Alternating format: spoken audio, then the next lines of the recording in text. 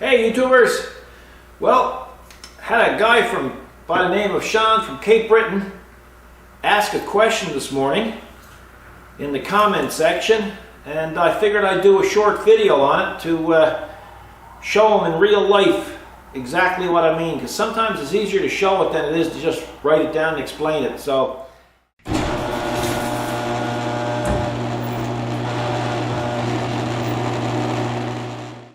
basically, he had two questions. The number one question was about the skid shoes on this blade that I adapted to the Kubota 4240 and this Kubota 5740. So basically what I've had is I've had a snow plow that was on Old Blue, our old 1993 pickup, and it was on there since 1993. So in 2008, we ended up taking Old Blue and taking the plow system off of them and adapting it to the 4240. We used the 4240 for 2 years, then we got rid of that one and we picked up the 5740, and we just basically, with the skid steer attachment, just put it on. But at the time, it was kind of a unique design what I came up with, so I'm going to take you over and show you in detail what I did with it. And also, he asked me about the third function valve. In other words, how do I get it to turn back and forth? So let's head over and have a look at it. Okay, so here's a better look at the 5740. This here is the blade that I adapted to it. This particular blade is made by Arctic, which is a Canadian company, and it's a poly blade. It's all metal, all along here, all along here. It's quite heavy, the blade, to be honest with you. It's built very, very strong. And but this is what I particularly like. I like that poly system that you can see right there. And that's about 3/8 inches thick. It never has to be painted or anything like that, and nothing sticks to it. The snow won't stick to it. And it's got a deflector up front and cutting edge on the bottom, and it works very, very nicely. Now again, this particular blade was made for a pickup truck, so if you look, you'll see the end of it was right here, and it used to have ears on it here, and of course you'd just hook it onto the frame of the truck. But it was quite long. When you think about from here to here, it's a good, I'm going to say about 15, 16 inches from here back to there. So my goal was, well, first of all, when we got the 4240 first, everybody was attaching the back end of these blades to their mold board up front, which made the blade stick out really, really, really far up here. Okay, so it came out another, again, 15 or 16 inches. Now that has an adverse effect on the tractor, because what happens is you get a lot of forward weight, which means you're going to need more ballast in the back. So what I did is I came up with this design where I moved the blade back to the mold board as much as possible, so that when the blade swung over, it still had plenty of room to go with full travel. These boxes, incidentally, these boxes incidentally have flashing LEDs, and the reason why they're in there is because if I'm out on the driveway or out in the road, people can see me side on by these flashing. These are quad flashers. They're made by Kubota. Really nice thing. But anyway, let's get back on topic. Where the blade is moved back, it created a minor problem. We have skids up here that are adjustable, and over there that are adjustable. But what was happening after I did the design, I take it out, and I always had to be conscious of how I tilted the blade. If I tilted it too much, let me see if I can get you a better view. If I tilted it too much, this could dig down into pavement or the snow. So to prevent that from ever happening, I simply added 2 rear skid shoes, and they are adjustable. There's washers underneath, and but they're kind of just floating. So I never ever have to worry about this doing any damage now to any surfaces whatsoever. And I kind of like that. Now, when we started to do this, again, people were taking the back end of this plow and mounting it on the moldboard, which made it too long, really. Sticks, well, in my opinion, stuck out too far. But they weren't making it rigid. They were hanging chains from it, so the blade could float up and down. Well, you know, that really didn't make any sense to me personally. Now, I know there's going to be probably people arguing with me saying, well, the chain is the better system because it allows the blade to float.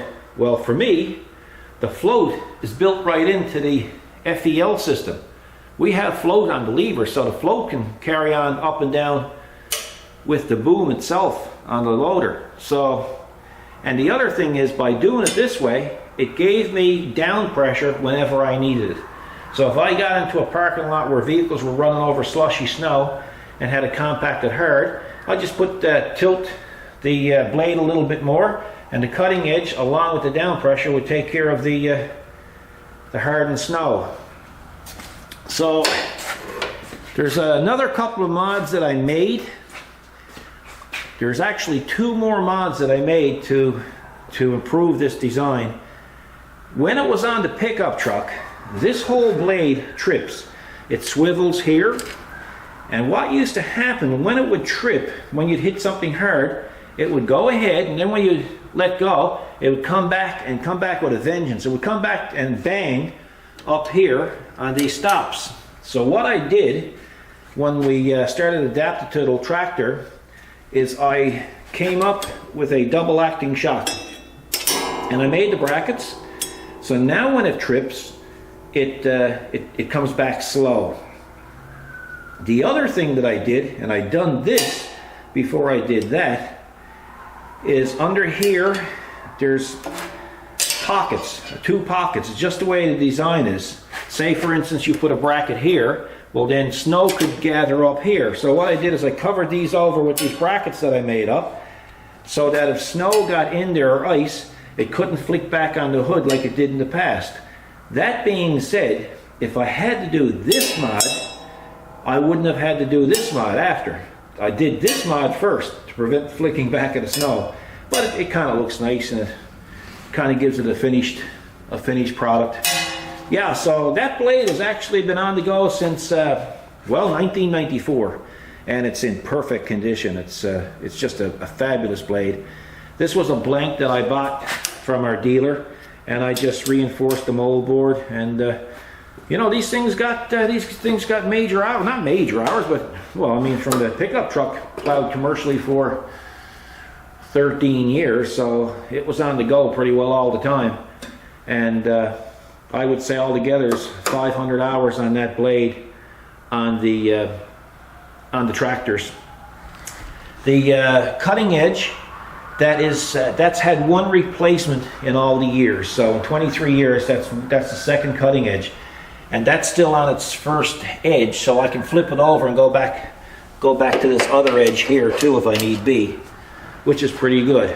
Now, Sean asked me about how I turn the blade. Well, as you can see right there, you can see the plumbing that goes in right there, and it follows right on up, goes on up, and then we'll show you again where it goes. And it goes down to, let me get my pointer out again, it goes down to this box here, and this box is called a third function valve, and everything is done through the third function valve right there hydraulically. So it takes in fluid and pressure and diverts it out here and out here and out here. Now, some people are going to say, you don't have a diverter valve on your plow, you're going to tear it up. Well folks, I'm 23 years plowing with this blade, and I've never done any damage to a hydraulic cylinder at all. So the diverter valve, in my opinion, wasn't needed. I certainly haven't needed it in the last 23 years, so it's up to you guys what you come up with on that.